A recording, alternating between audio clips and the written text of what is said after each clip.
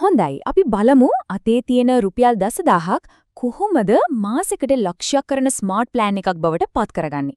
මේක හරිම සරල ඒත් ගොඩක් බලවත් සැලැස්මක්.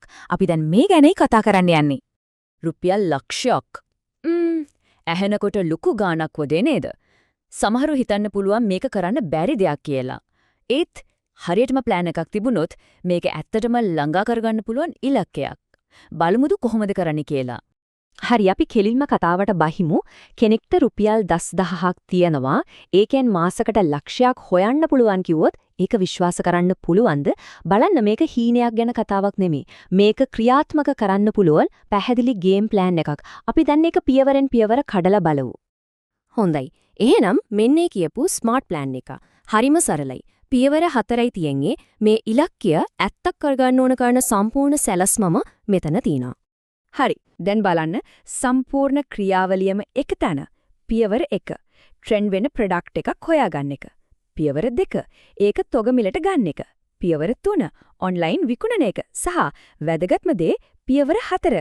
ආපුලාදේ ආයෙත් මේකටම දාන එක. බලන්නකො කොච්චර කෙලින් දෙයක්ද කියලා. හිතනවට වඩා ගොඩක් සරලයි. හොඳයි. දැන් අපි යන්නේ වැඩේට බහින තැනට.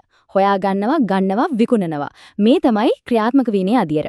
ප්ලෑන් එක කඩදාසියෙන් අරගෙන ඇත්තටම වැඩක් කරන තැන.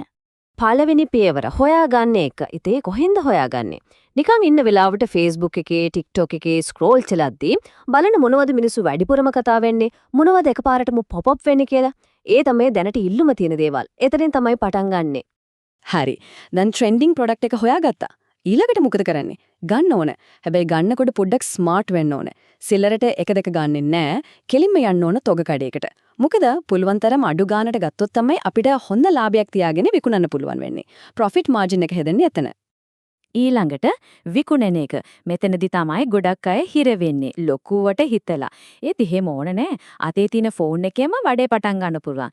Facebook Marketplace එකේ WhatsApp status වල දාන්න කිසිම වියදමක් නැතුව පාරිභෝගිකින්ද කෙලින්ම කතා කරන්න පුළුවන්. පළවෙනි සේල් එක එතනින් පටන් ගන්න. හරි දැන් අපි එනවා මේ සම්පූර්ණ ප්ලෑන් එකේම තියෙන රසසට. මේක තමයි මේකේ growth engine එක. බඩු වික්කා, සල්ලි හම්බුණා. ඊට පස්සේ එතනින් එහාට ගිහින් මේක ලොකු දෙයක් කරගන්න රහස තියෙන්නේ අන්න ඊළඟ පියවරේ. මෙන්න මේකයි වැදගත්ම දේ. profit reinvestment. ඒ කියන්නේ විකුණලා හම්බ වෙන ලාභය ආයමත් බඩු ගන්න පාවිච්චි කරන එක. අන්න එතන තමයි වෙනස තියෙන්නේ. එකපාරක් බඩුවක් විකුණලා පොඩි ගාණක් අතට ගන්නවද නැත්නම් ඒ සල්ලිම දාලා පොඩි බිස්නස් එකක් හිමින් ලොකු කරනවද කියන එක තීරණය වෙන්නේ මෙතන. මේ chart එකෙන් මේක නියමෙට පෙන්නනවා. බලන්න මුලින්ම තිබ්බ පොඩි ප්‍රාග්ධනිය ඊට පස්සේ ඒකින් ආපු පොඩි ලාභය. ඒ දෙකම එකතු වුණාම ඊළඟ පාර බඩු ගන්න තියෙන අලුත් ප්‍රාග්ධනිය කොච්චර ලොකුද කියලා. හරියට හිම බෝලයක් වගේ. පොඩියට පටන් අරන් පෙරලි යද්දී ඒක ලොකු වෙනවා.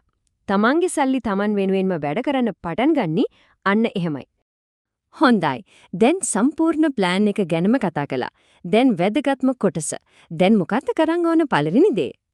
ගේම් ප්ලෑන් එක දැන් සම්පූර්ණයෙන්ම පැහැදිලි. දැන් තියෙන ප්‍රශ්නේ තමයි මේ ගමන පටන් ගන්න හොයාගන්න පළවෙනි ට්‍රෙන්ඩින් ප්‍රොඩක්ට් එක මොකක්ද? අන්න ඒ ප්‍රශ්නට උත්තරය හොයාගන්න තැනින් තමයි මේ හැමදේම පටන් ගන්නෙ.